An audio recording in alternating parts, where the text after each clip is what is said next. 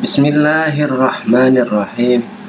Assalamualaikum warahmatullahi wabarakatuh.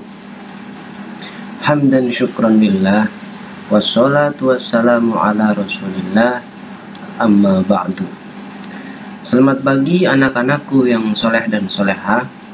Selamat pagi juga para wali murid yang hebat. Apa kabar semua? Mudah-mudahan kita senantiasa diberi kesehatan oleh Allah Subhanahu wa Ta'ala.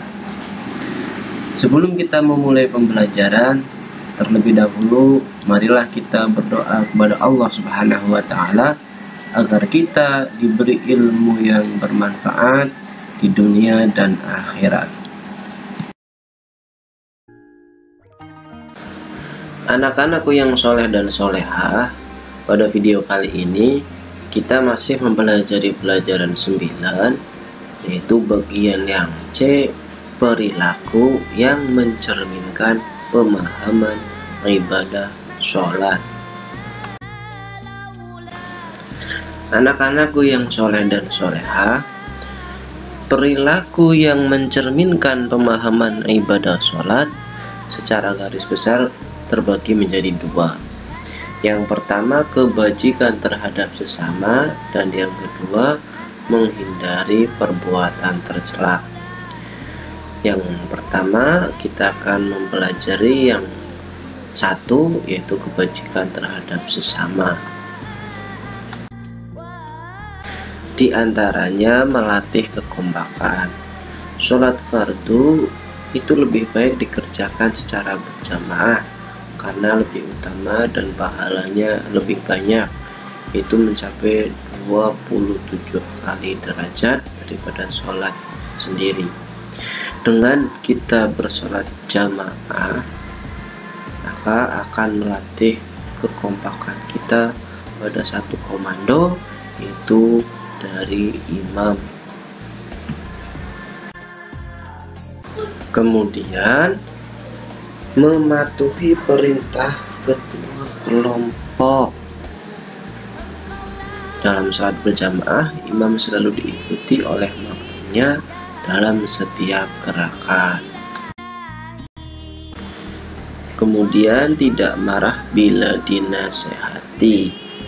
Orang yang rajin sholat berjamaah, insya Allah dia tidak akan marah bila dinasehati, karena dia akan meneladani keadaan ketika sholat, yaitu seorang imam sholat harus mau diberitahu kesalahannya, makmum sholat pun harus mau dan berani memberitahu kesalahannya. Ketika gerakan imam salah, makmum berucap subhanallah. Hal ini kita bisa aplikasikan dalam kegiatan apapun ketika kita salah dan diingatkan tidak marah, bahkan selalu mengharapkan nasihat dari orang lain.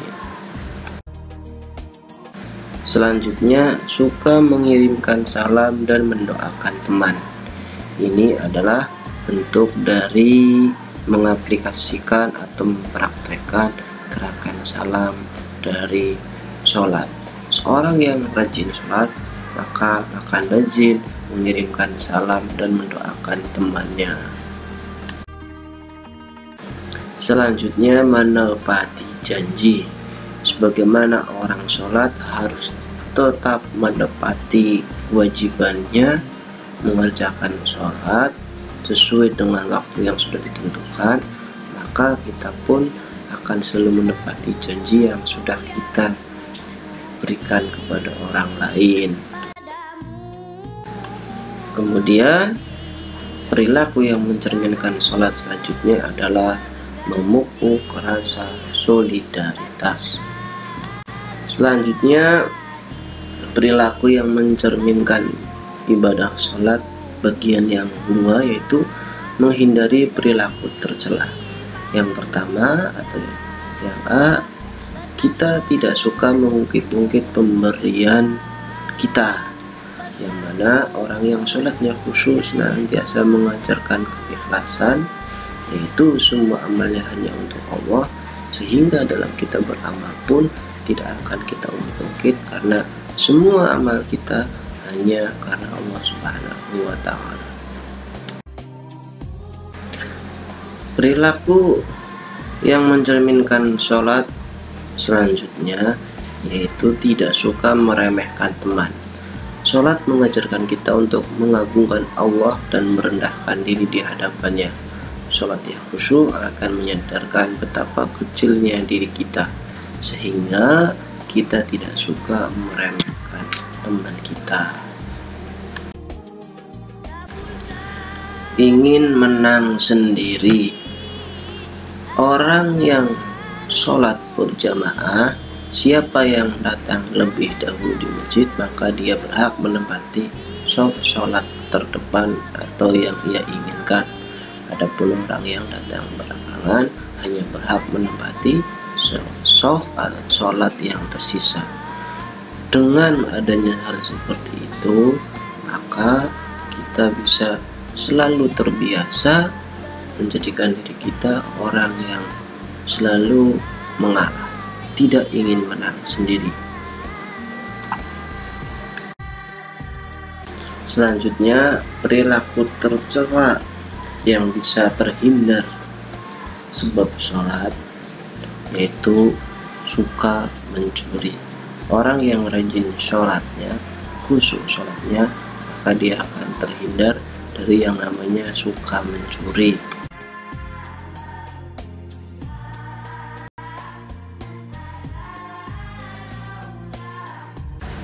Kemudian suka berbohong.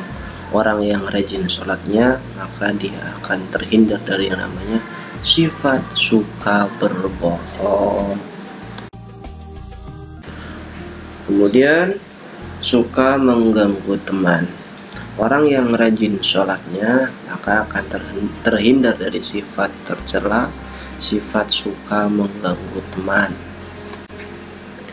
Demikianlah perilaku-perilaku yang mencerminkan tentang ibadah sholat.